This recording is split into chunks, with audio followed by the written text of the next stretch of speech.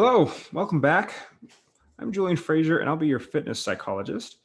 I say welcome back because this is part 2 in a 3-part series on self-actualization through stress management. And so today we're actually talking about self-motivation, as how do we take a source of stress in our lives and kind of parlay it or leverage it to be a source of motivation, to drive us towards a goal. And so before we get in the weeds with part 2, we're actually going to talk a little bit about part 1, just recapping on this idea that's still really important. And so I kind of structured it so part 1, 2, and 3 would talk about 3 different things. So if you hadn't watched part 1, you can still get something out of part 2. But it's still important to recap this idea that all stress is not created equal. In fact, when most people say that they're stressed out, they're usually talking about distress, right? This uncomfortable feeling that is related to stress. And it's usually a feeling of overwhelm, like too much stress, or underwhelm, it's too little stress, right? And so what we're trying to do is find that Goldilocks zone in between having too much and too little stress, where it's just right. And we call that eustress. That's the amount of stress that we have, which facilitates growth, development, and learning, which is optimally engaging and optimally challenging. It kind of pushes our boundaries just enough that we can grow. And so much of stress management is about finding that eustress zone. And if we're underwhelmed, we can use some techniques to increase our energy. If we're overwhelmed, we can use some techniques to decrease our energy to find that nice middle ground. Now, it's helpful to not only know how to turn distress into eustress, but say, hey, once we've found that middle ground, how do we stay there, right? How do we stay in that zone of optimal growth, learning, and development? And that's what we're going to talk about a little bit today. Yep. In order to do that, we're going to have to get into the weeds a little bit with neurochemistry. And so what neurochemistry means, neuro means like the brain, and chemistry, of course, is chemistry. And so when I'm thinking about neurochemistry, I'm just thinking about brain chemicals. Now, we talked a little bit last time, part 1, about cortisol, which is not just a brain chemical, but a body chemical. It is the primary stress hormone, right? So when I think about stress, I think about activation. I'm thinking about cortisol. But cortisol doesn't always work alone. In fact, cortisol usually has some partners that it works alongside. And so we think of norepinephrine or epinephrine. You might know that as adrenaline. Like cortisol and epinephrine, norepinephrine, work together to create that fight or flight response. It's activating and it prepares our body for fighting or flighting. That stress or anxiety response there. But today we're going to spend a lot of time talking about dopamine, is what happens when cortisol pairs up with our reward response to create motivation. And that is exactly what we're looking at here, that equation, that cortisol plus dopamine, or activation plus reward, equals motivation. A lot of people have heard of dopamine before, but they think about it as though it's the reward chemical, that it's like whenever a reward is, we've like reached gratification of a reward, or there's a surprise that's positive in our favor, or something goes right, that's when dopamine is released. But it turns out this whole dopaminergic reward system is involved at each phase of a progression of meeting a goal. So from the moment that I get in my mind that I want something, a little bit of dopamine is released.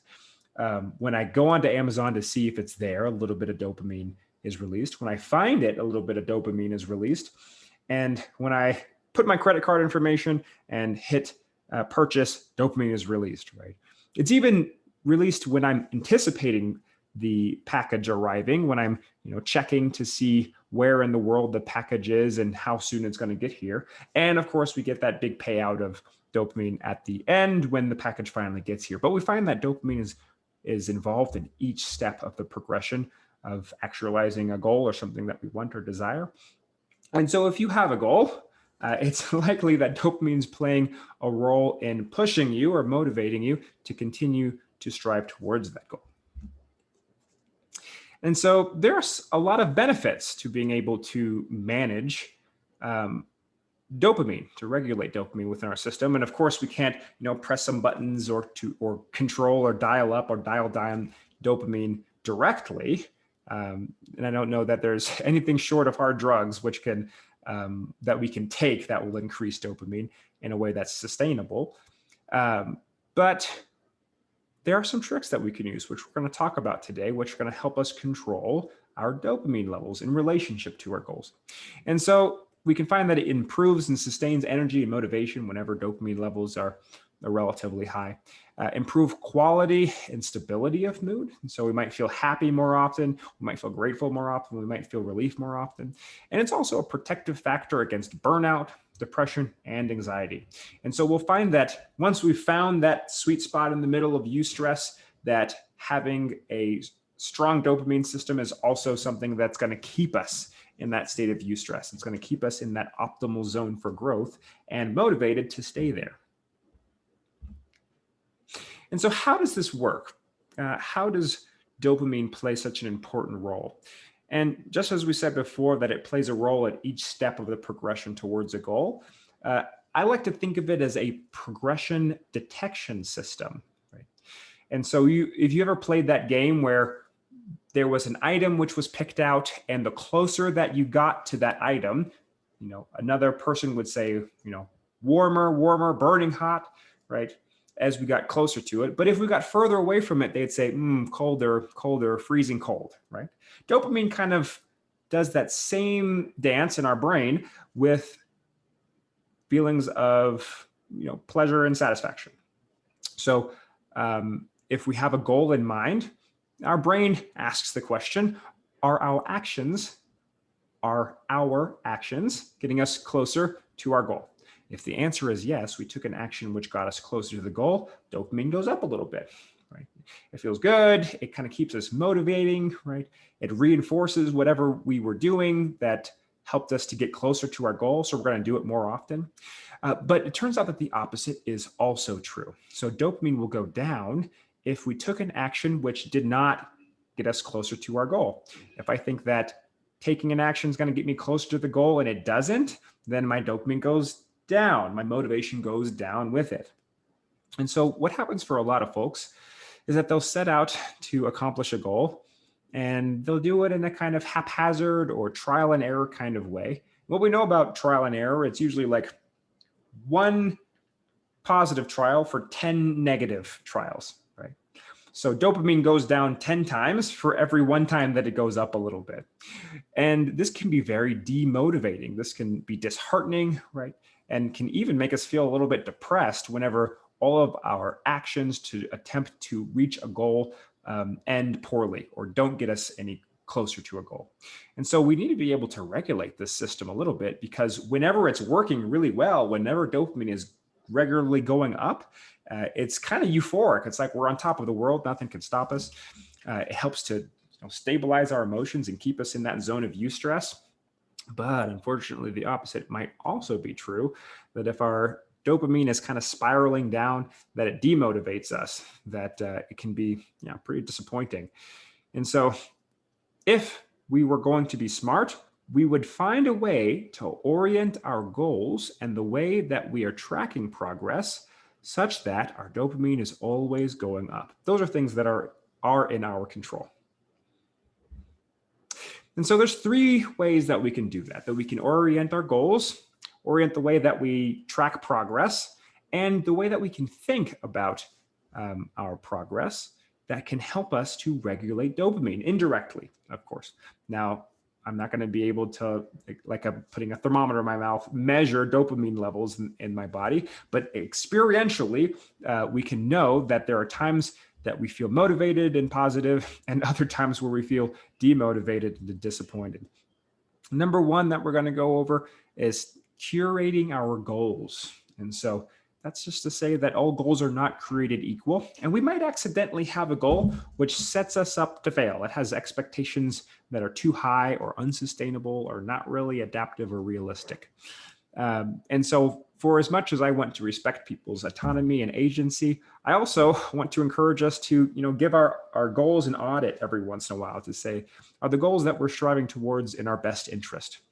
And we can be specific about how we change our goals or change the language that we use to describe our goals in ways that set us up for success, in sustainable ways that are adaptive over time.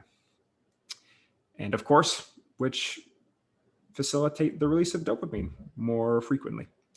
Number two, we might be thinking about a meaning-centered progression system, right?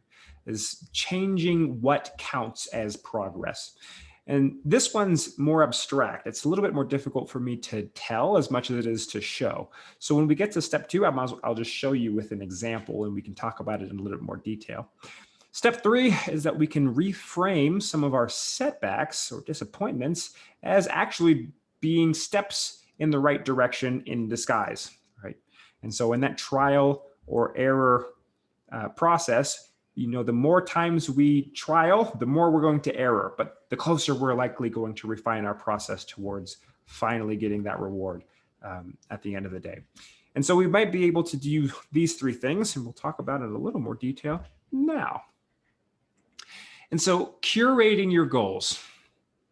And I'll just read what I put there. The nature of our goal sets our intention. If our goals do not meet certain criteria, they may become unsustainable. What are those criteria? And I have 5 of them here. So here is a way that you can audit your goals if you currently have some in mind. And this is a good thing that you can take a look at, but you can also kind of write down and work through. This is kind of that cognitive or thought-based work that we can do with our goals themselves to set us up for success. So the first one is what is the existential sentiment behind the goal, right? Usually this is phrased as like, I want to be, or I want to become, right? I want to be healthy, right? I want to be fit, right? I want to become healthier, right? Or I want to become better in some way, right? It's always thinking that there's somewhere that you are now and there's somewhere that you want to be, and there's a process of becoming, which strings us from point A to point B. And so if we're lacking an existential sentiment behind our goal, then we might be lacking the primary thing that we need, that process of becoming, because we don't know exactly how to become, what is the actions we need to take, if we haven't first identified how it is that we want to change. That might be a change in identity, that might be a change in progress. I want to become a fitness psychologist, and what does that mean, right? I can't just call myself that. I have to create fitness psychology, then I need to be a psychologist, and then I need to have the certifications, and all those things are coming together, right? But there might be some goals around that that inform my action in the future. So there's the existential sentiment. I want to be, I want to become, being able to answer that question. Once we've kind of narrowed down the existential sentiment, we want to try to orient the goals to be process oriented as opposed to outcome oriented. What this means is, and here's one way I can put it, is that if I'm on a road trip and I'm here in right now, Denver, Colorado, and I need to go all the way down I-70 to St. Louis for whatever reason, I can be so focused on the outcome of getting to St. Louis that I completely bypass the process, which is the act of driving down I-70. And in doing so, I lose the experience of getting from point A to point B. I'm so fixated on point B that I don't think about the process of getting from point A to point B. And so if we're only outcome oriented, then we tend to neglect or ignore the process, the quality of the process. And it's actually the quality of the process which predicts the percent of you actually reaching the outcome.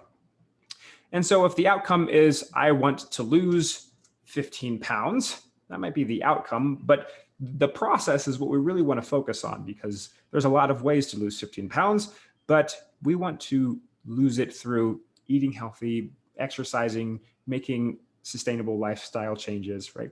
Those are the processes by which we reach the outcome. And so if we can shift our goals towards the processes, it's more likely to be sustainable, more likely to actually help us to reach the outcome. I think that's the ironic part, that focusing on the outcome actually gets us further from the outcome as if we focus on the process. The third criteria is, is the goal within your locus of control? And this is where a lot of different goals start to falter, right? It's like, I want to be the best at X. Well, that is certainly partially in your control, but it's likely that you can't control if someone's better than you at X, or I want to be perfect at Y, right? These are the kinds of things which are out of our control in some ways, right? I can control my effort towards bettering myself at something, but I can't control if I'm the best at it or if I'm perfect at it, or if things that are outside of my control are determining factors in whether or not I reach my goal. And so I might be thinking of criteria of saying, okay, if I can't guarantee that I'll be the best fitness psychologist ever, for example, then I can at least put the effort in. I can try to be the best version that I can be, right? That sounds like it's something that's more within my control than, say, external factors. That fourth piece is aligning our goals with biological imperatives, right? And so some things naturally release dopamine, and those are things which are related to resources, security, social connection, sex, social status, power, food, all of these things which tend to benefit our ancestors, and to a large degree still benefit us today, are naturally wired with our dopamine system. And so if we can align our goals in some ways with these biological imperatives, then we just reinforce that dopamine system to be more effective. It's easier for our natural dopamine response to support our motivating efforts if we can say, okay, how does my goal connect with a biological imperative? Well, you can think of the bottom 2 or 3 rows of Maslow's hierarchy of needs. Like, how does it help me to meet some of these needs? Finally, we want to try to align our goals with our personal values and virtues. So how do we tie our goal to some bigger why, right? And I'll likely do a little more discussion in a separate video on values and how we can go about identifying them. But ultimately, there's likely some things which, maybe 2 or 3 things which come to mind when you think of your most important values. And why those are valuable to you, why those are virtues that you try to live up to or embody. And so these are 5 things that we want to be able to check off when we are kind of curating our goals, because the goal sets the target for what we want to be motivated towards. And so here's that second piece, which is really important, which is that meaning-centered progression system. I said, how do I know that I'm getting closer to my goal? A lot of different behavior change and fitness-oriented programs, self-development and all that, they have progression systems. They have you track everything. They have you have journals and databases where you put all your information into so you can track your progress over time. And usually it's very quantitative, that they're trying to break down your actions or your foods or those sorts of things into numbers. And so I gave an example here that is somewhat fitness oriented, is that idea of getting in shape. And a lot of folks have the idea that they want to get into shape. Hello. My camera will not focus on me. Hello. They have the idea that they want to be getting into shape. And that can mean a number of different things, right? What does it mean to get in shape? That's that meaning-centered piece. And for some people, that means being more active. And for some people, that means losing weight, because they've heard that losing weight is maybe a part of our New Year's resolutions, or it's a part of our idea of what it means to be healthy. And so we can say, okay, what does it mean to meet our goal? And we can say losing weight and being more physically active. And then how do we measure that, right? Well, we can measure it in time engaged in physical activity, right? So we want to meet a certain amount of time or have an increase in the amount of time. But for our idea of losing weight, we simply have to have a lower number on the scale. And to use a crass example, there's a lot of ways that we can lose weight. And some people are aware of this. And if our dopamine system is tracking this, then it might be persuaded, and we might be persuaded with it, to lose weight in ways which are not sustainable. And so if I get a little hit of dopamine every time I step on the scale and the number's gone down, then I might be thinking, what other ways might I be able to make the number go down on the scale? Well, again, that crass example is I could just probably lop off my left arm. I don't use it that often. And I could lose weight, right? I'll step on the scale and that number will be lower. And in this circumstance, because what it means to get in shape is to lose weight, dopamine will still go up. So that's an odd situation, right? Dopamine goes up because I cut off my left arm and the number on the scale continued to go down. I weigh less. This is a crass example, but it's actually a little bit more dangerous in some ways. And I had an entire section that I had to cut out on just the dark sides of dopamine. That if dopamine is rewarding lower numbers on the scale, then one way that I can make sure that I have lower numbers on the scale is by not eating or by restricting the amount that I'm eating to such a degree that it's not sustainable or adaptive or healthy for me, right? And so in some ways, this dopaminergic system, which we can leverage for motivation, can also motivate us to starve ourselves, to eat less than what we need, or nothing in an attempt to make this number lower, right? And it seems counterintuitive, but that is just how powerful that motivating engine is that it says, okay, what's your goal? I want to get in shape.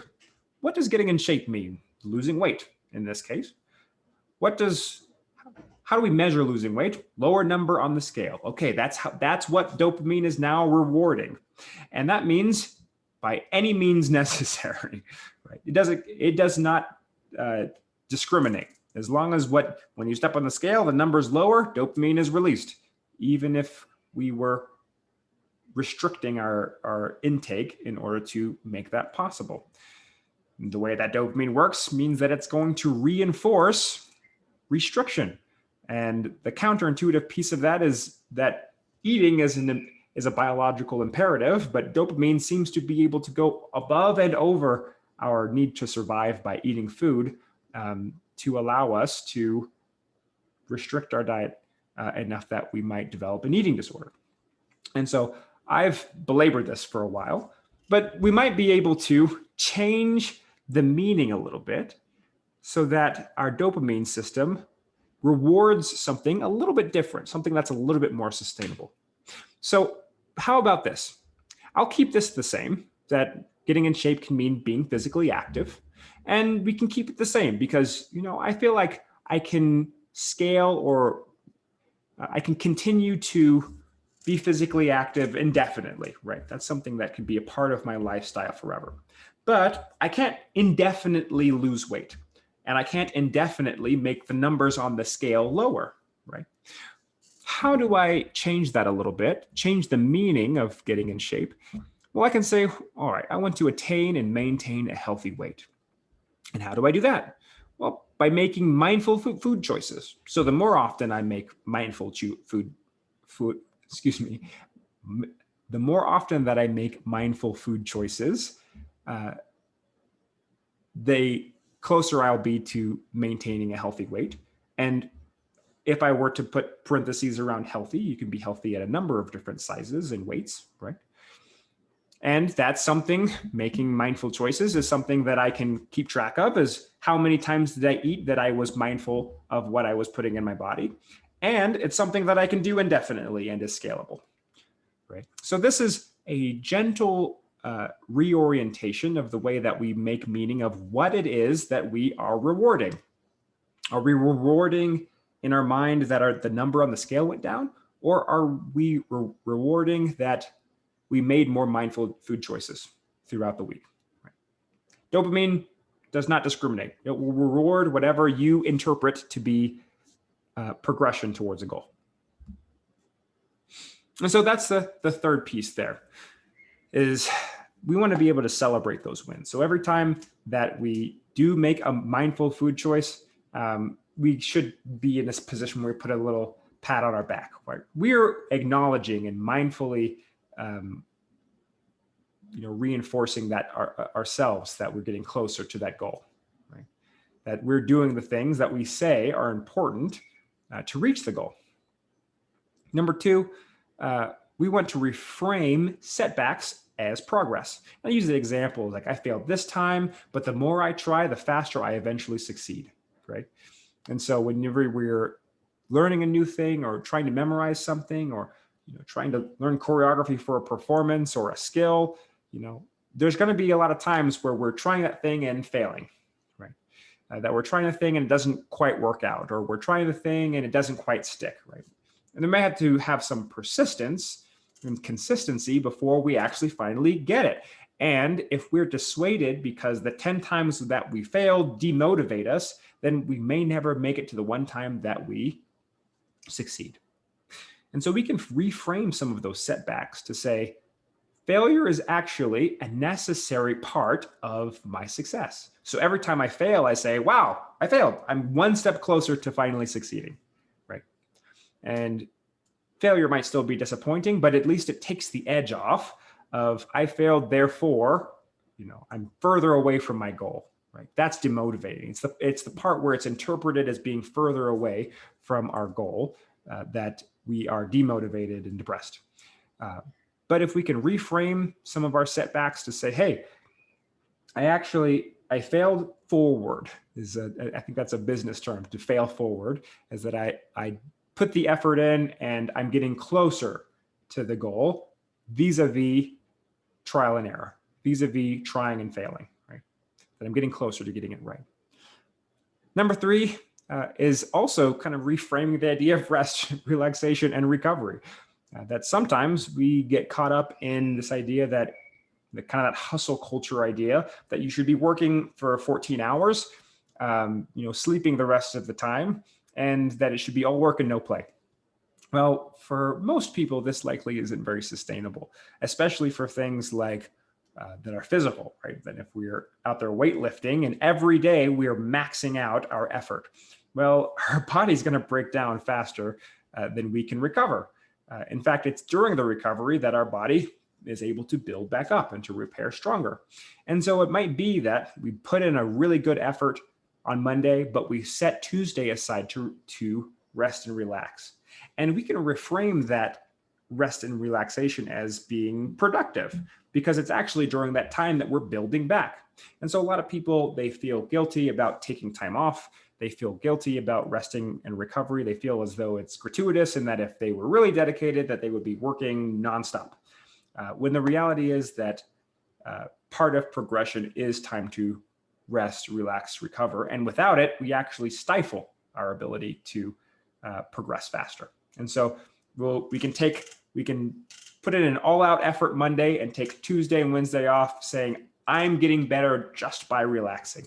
And that's one way that we can reframe periods of intentional rest and recovery. So if we take the time that we're striving for our goals and reward those and celebrate those, if the times where we don't quite make it up to our goals, where we fall short, we reframe those as being the necessary failures in our progression forward. And we also reframe the times that we have some off time to rest and recover as all facilitating our progress forward. Then anytime that we're doing anything, whether we're going forward, whether we're going backwards, or whether we're staying the same, it's all in the service of our motivating goal. And so we are able to improve dopamine or keep dopamine high at each of those phases. And so those are the three things that I would keep in mind as we kind of go forward, as how do we regulate dopamine, and that ultimately regulating dopamine by aligning all of our actions with kind of a frame or orientation of progress is how we stabilize eustress, is how we take it. Part one was going from distress to eustress and finding that middle ground, and then regulating dopamine, aligning all of our actions with progress, even the times where we're falling short, even the times where we're taking time off to rest, is how we stay motivated in that phase, that Goldilocks zone. This takes some time, takes some effort, and it takes a lot of practice. This is not something that happens overnight, but once we hone the skill set and kind of frame our lifestyle such that we can regulate our dopamine and transition from distress to eustress, then we spend much more time feeling like we're productive, motivated to engage in things which continue our process of learning and growth and development. And the nice thing is that all of these things, as we framed them, are possible through processes of behavior or processes of thought. So that's that cognitive behavioral bend, that these are things that are in your control, explicitly trying to avoid things which are out of your control, which can be setbacks that we do not foresee. So that's the answer to that question. How do we stabilize eustress? It's by regulating dopamine. And we can regulate dopamine by reframing and reorienting our goals and how we interpret progress such that all of our actions are actually in service of our growth and development. Part 3 is the stress management finale. And so we've talked a little bit about neurochemistry, a little bit about hormones. We talked about cortisol and dopamine. We might bring in a few other chemicals in order to use as analogies. We might see a little bit of norepinephrine make a resurgence. We might see serotonin and a few other things come up in part 3. Maybe not as the central piece, but they're important to keep in mind as well. We can use optimal levels of stress, eustress, as fuel for motivation, vitality, and growth. And part 3 is how we can refine the processes we've already talked about to manage these systems and progress towards a more fulfilling lifestyle. And so that's kind of what I have in mind, is that part 3 rounds out everything that we've talked about so far. I found that part 2 was the hardest to make, largely because it's easy to take part 2 when I have, if this were a one-on-one conversation, it would be much easier to explain because you would likely already have goals in mind. We'd be able to kind of brainstorm a little bit about what this means specifically for you. And then taking some of the things which is really good for one-on-one and individual education and trying to make them really general that I can just put it on YouTube and everyone can see it, was a challenge. And so I had an opportunity to practice a little bit of stress management myself as I floated back and forth between distress and eustress to bring you part 2.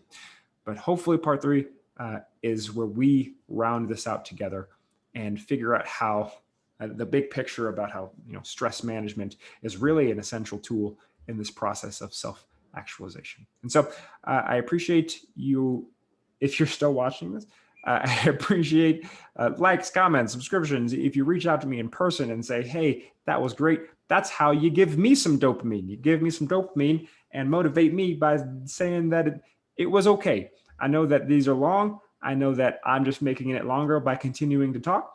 So the fact that you stuck around means a lot to me. I'll see you in part 3.